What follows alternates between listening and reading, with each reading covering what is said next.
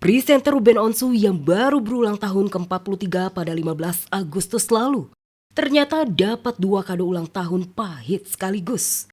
Mediasi hak asuh anak di Pengadilan Negeri Jakarta Selatan dinyatakan gagal. Dan kini yang terbaru, ia justru ditetapkan sebagai tersangka dalam kasus penipuan dan penggelapan oleh penyidik Polres Jakarta Selatan. Terlapor saudara RSO statusnya dialihkan sebagai tersangka. Kemungkinan minggu depan kita agendakan pemeriksaan.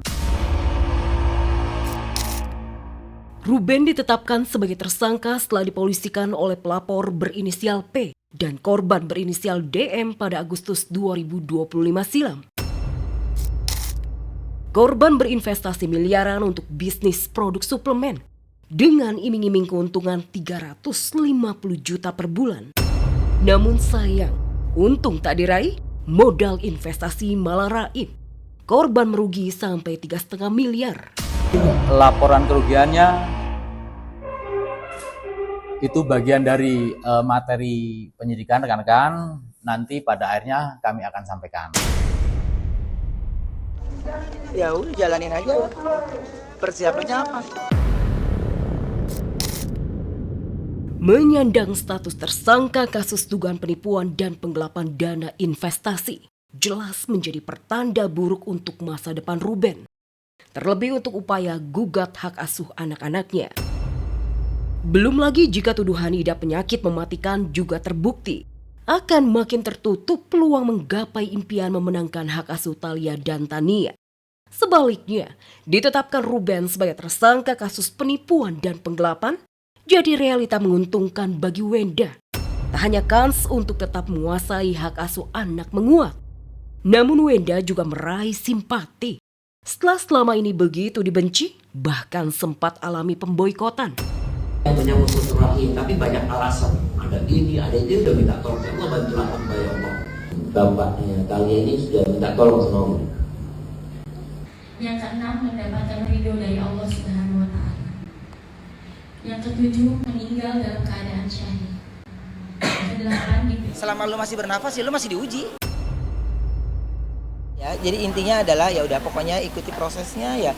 Saya pun sampai sekarang ini berdoa juga tetap minta yang terbaik. Semoga semuanya berjalan dengan lancar. Di tengah panasnya situasi, usai Ruben ditetapkan tersangka kasus penipuan dan penggelapan, tiba-tiba Nikita Mirzani nongol lewat akun medsos. Nyai membocorkan soal Giorgio Antonio, kekasih Sarwenda, yang masih menghutang senilai 200 juta rupiah. Niki juga menambahi cuitannya dengan menyebut, Gio berstatus pernah dipenjara karena kasus narkoba dan ditahan di Polda Metro Jaya.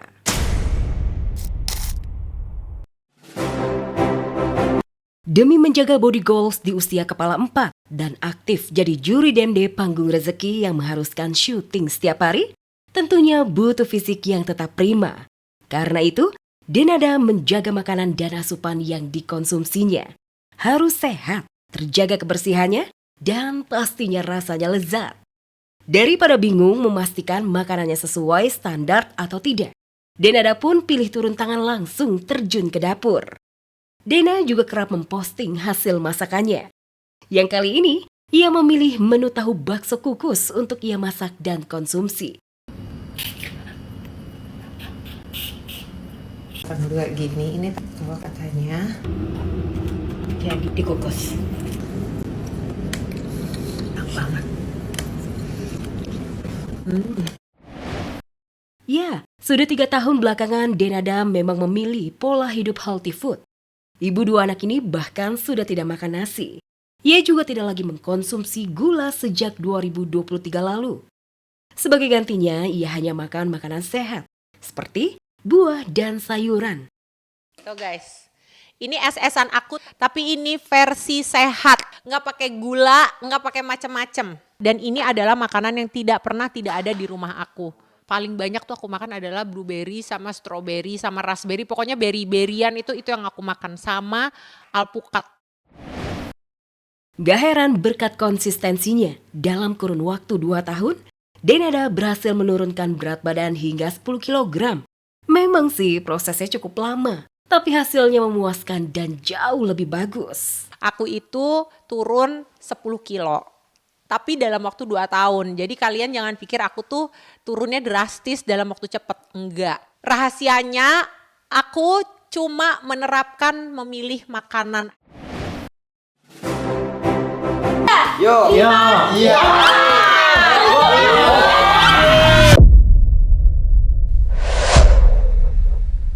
Bendera merah putih sudah mulai diturunkan.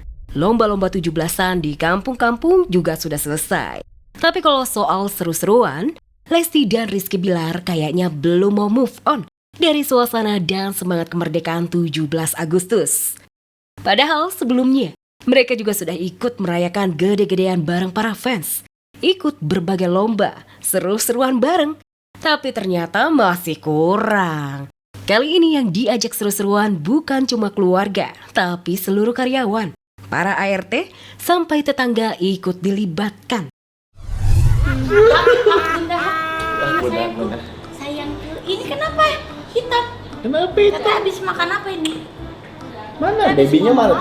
Tete habis menang penghargaan lo tadi. Apa? Makan knalpot. Ternyata ide perlombaan datang dari Lesti dan Bilar yang ingin berbaur bersama ART dan karyawan lainnya. Ada berbagai perlombaan seru, di antaranya lomba makan kerupuk, lomba ambil bola.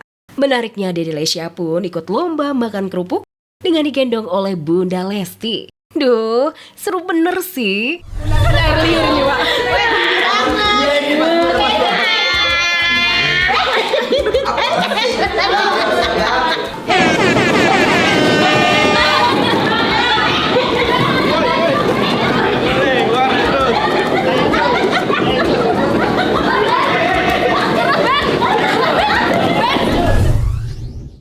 Lomba berikutnya yang gak kalah gong adalah lomba nyerok duit, di mana peserta banyak yang kena zong, hingga ulah iseng Papa Bilar pada Abang L dengan melemparkan tepung ke wajah Abang L sampai cemong penuh tepung.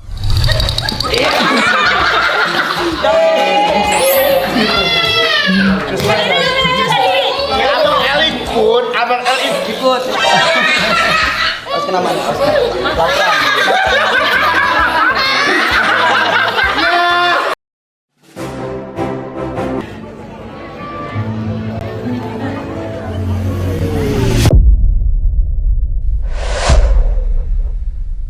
Pensiun dari gemerlap panggung hiburan tak membuat nama Zaskia Gotik tenggelam. Sang mantan biduan justru belakangan malah menuai pujian. Tampil akur berdampingan dengan mantan istri suami Imel Putri, hadiri kelulusan sekolah putri sulungnya Akila. Tak hanya kompak demi anak, Imel dan Zaskia yang sempat tegang sebelum Gotik resmi dinikahi Sirajuddin, perlahan tapi pasti malah jadi teman satu frekuensi, jadi teman curhat. Bahkan Gotik dan Imel menyatu dalam satu kajian agama. Lihat saja, sejak Gotik memutuskan berhijab, gaya dandanannya pun benar-benar mirip bak pindang dibelah dua. Ya Masya Allah, Alhamdulillah sekarang lebih banyak kajian gitu, nuntut ilmu lah. Sama sekarang kan kebetulan anak kan udah mulai masuk SMA, jadi ada beberapa kegiatan yang mengharuskan selalu hadir di sekolah. Imel Putri dan Zaskia Gotik sepintas tak ada beda. Sama-sama cantik dan sama-sama getol mendalami kajian agama. Lantas apa sebenarnya rahasia Gotik dan Imel bisa akur dan jadi teman satu frekuensi?